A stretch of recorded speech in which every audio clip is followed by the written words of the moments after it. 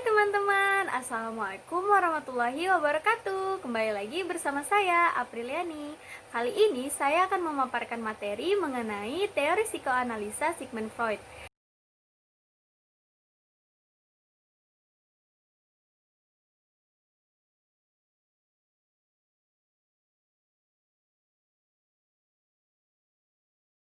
Dan topik yang akan kita bahas untuk kali ini ada 4 poin. Yang pertama yaitu hakikat manusia menurut psikoanalisa.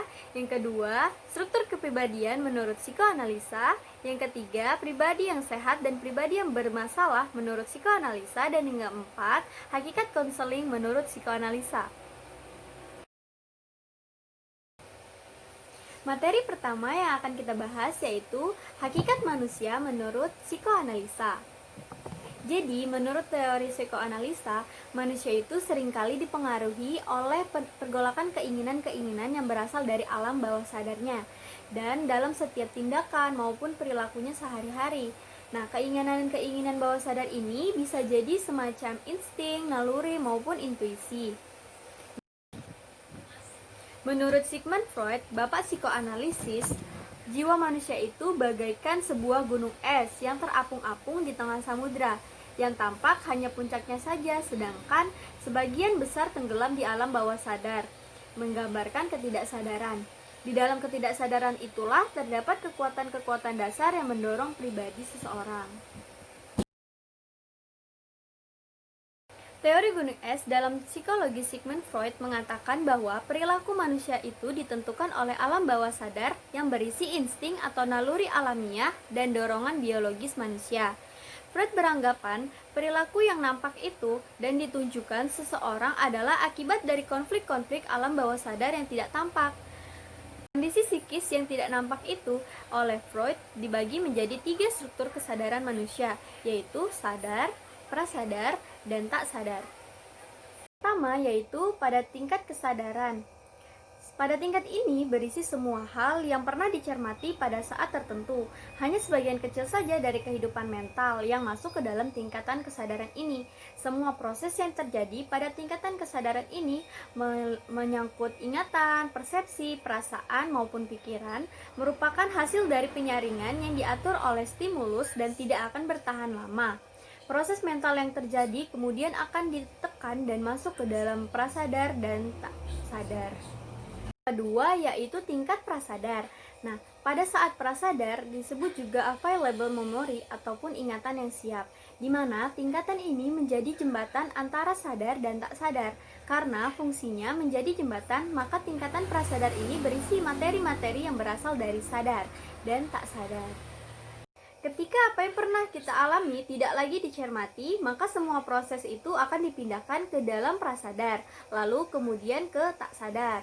Namun, sewaktu-waktu, ingatan dari tak sadar ini bisa saja muncul ke prasadar dalam bentuk simbolik berupa mimpi, salah ucap, atau gerakan refleks, serta mekanisme pertahanan ego.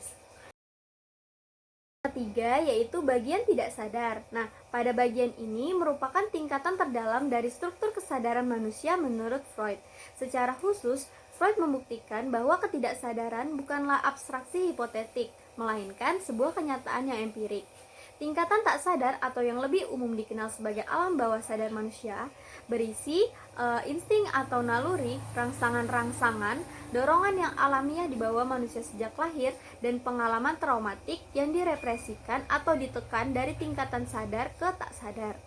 Semua proses mental yang ditekan ke dalam tak sadar mampu bertahan lama serta dapat mempengaruhi perilaku manusia tanpa disadari. Nah, kita dapat melihat gambar ini ya teman-teman. Nah, es yang sebagian besar berada di bawah permukaan air ini diibaratkan sebagai tingkatan tak sadar. Sedangkan bagian es yang sejajar dengan permukaan air adalah tingkatan prasadar.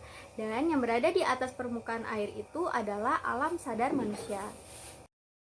Selanjutnya, materi kedua yang akan kita bahas yaitu struktur kepribadian.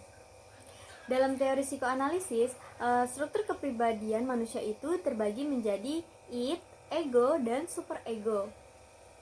Nah, yang pertama yaitu id. Id di sini merupakan struktur yang kita bawa sejak lahir dan berisikan semua potensi bawaan termasuk naluri-naluri yang umumnya tidak kita sadari. Di dalam id ini terdapat dorongan-dorongan naluriah yang cenderung primitif dan menimbulkan ketegangan karena menuntut untuk dipenuhi. Untuk memuaskan dorongan-dorongan, id menggunakan dua mekanisme tindakan refleks dan proses primer. Dorongan naluriah ini dibedakan menjadi dua, yaitu naluri hidup dan naluri mati.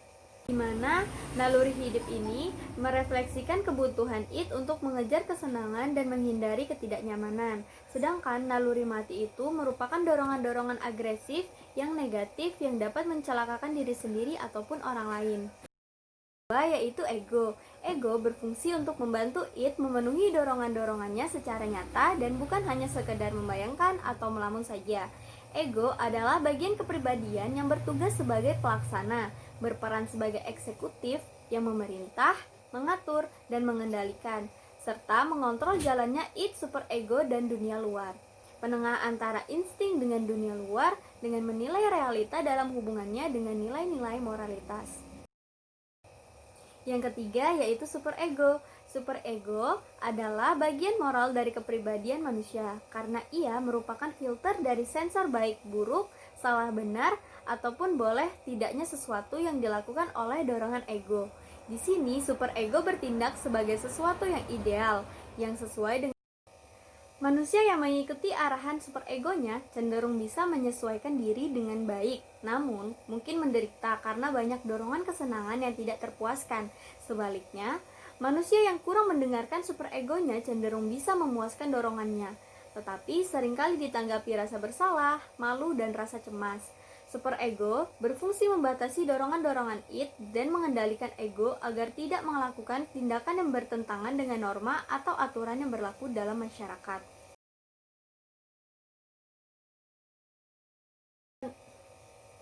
Dalam pembentukan kepribadian, cara kerja masing-masing struktur tersebut adalah yang pertama.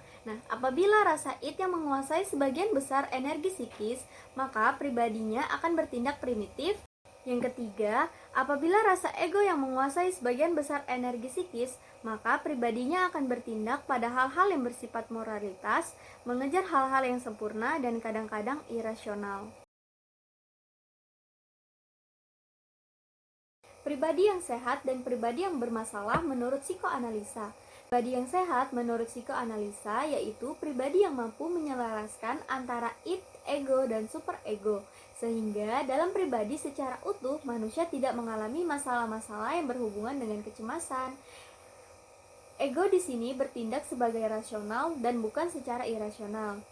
Ciri-ciri dari pribadi yang sehat itu menurut psikoanalisa yaitu ego bersifat realistis, dapat menggunakan struktur kepribadian secara pribadi yang bermasalah. Menurut psikoanalisa, seorang yang dikatakan sebagai pribadi yang bermasalah apabila dalam dirinya itu terjadi ketidaksinambungan antara id, ego, terjadi kecemasan-kecemasan akan masa lalu dan ketakutan akan masa yang akan datang. Memiliki pertahanan diri yang tidak baik sehingga secara sadar maupun tidak sadar mempengaruhi perilaku atau tindakannya. Ciri-ciri pribadi yang bermasalah menurut psikoanalisa diantaranya jika terjadi kecemasan pada dirinya serta jika mekanisme pertahanan dirinya tidak berfungsi dengan efektif. Di sini kita bisa lihat individu yang mencari kesenangan itu didominasi oleh id, sedangkan individu yang merasa bersalah dan inferior itu didominasi oleh superego, dan individu yang sehat secara psikologis didominasi oleh ego.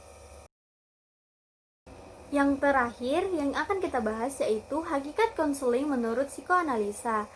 Dalam aliran psikoanalisa, konseling memiliki tujuan untuk membentuk kembali struktur kepribadian yang sehat pada kliennya.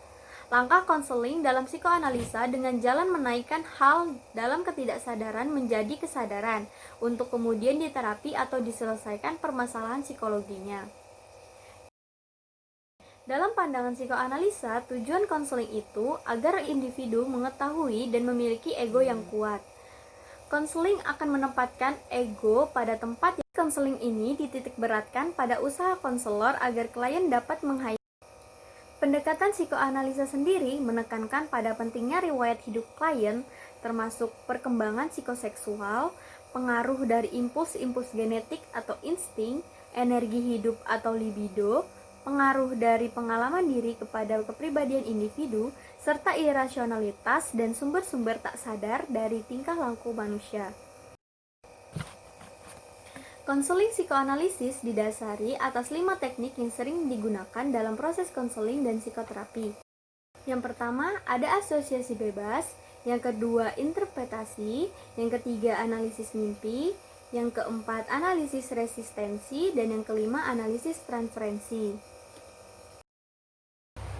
Yang pertama, asosiasi bebas, yaitu mengupayakan klien untuk menjernihkan atau mengikis alam pikirannya dari alam pengalaman dan pemikiran sehingga klien mudah mengungkapkan pengalaman pada masa lalunya.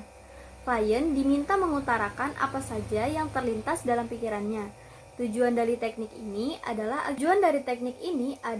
agar klien mengungkapkan pengalaman masa lalu dan menghentikan emosi-emosi yang berhubungan dengan pengalaman traumatik di masa lalunya. Kedua, yaitu interpretasi. Interpretasi yaitu mengungkapkan apa yang terkandung di balik apa yang dikatakan klien, baik dalam asosiasi bebas, mimpi, resistensi, dan transferensi. Konselor menetapkan, menjelaskan, dan bahkan mengajarkan klien tentang makna perilaku yang termanifestasikan dalam mimpi, asosiasi bebas, resistensi, dan transferensi. Yang ketiga, dari teknik dasar konseling adalah analisis mimpi, yaitu teknik untuk membuka hal-hal yang tak kita sadari dan memberi kesempatan pada klien untuk menilik masalah-masalah yang belum terpecahkan. Nah, dalam analisis mimpi ini, klien diharapkan menceritakan cerita-cerita yang ada dalam mimpinya. Kemudian, konselor menganalisa mimpi klien dengan melihat simbol-simbol yang ada pada mimpi klien tersebut. Teknik keempat adalah analisis resistensi, ditujukan untuk meminta perhatian klien untuk menyadarkan klien terhadap alasan-alasan terjadinya peristiwa resistensi atau perlawanan. Sedangkan teknik yang kelima, yaitu yang sering digunakan adalah analisis transferensi. Transferensi adalah mengalihkan, bisa berupa perasaan dan harapan pada masa lalu.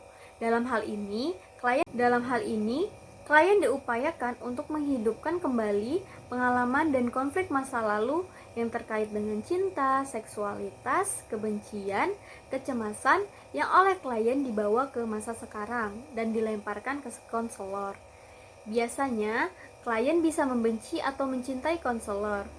Konselor menggunakan sifat-sifat netral, objektif, anonim, dan pasif agar bisa mengungkap transferensi tersebut. Mungkin itu saja pemaparan dari saya, kurang lebihnya saya mohon maaf. Assalamualaikum warahmatullahi wabarakatuh. Terima kasih sudah menonton.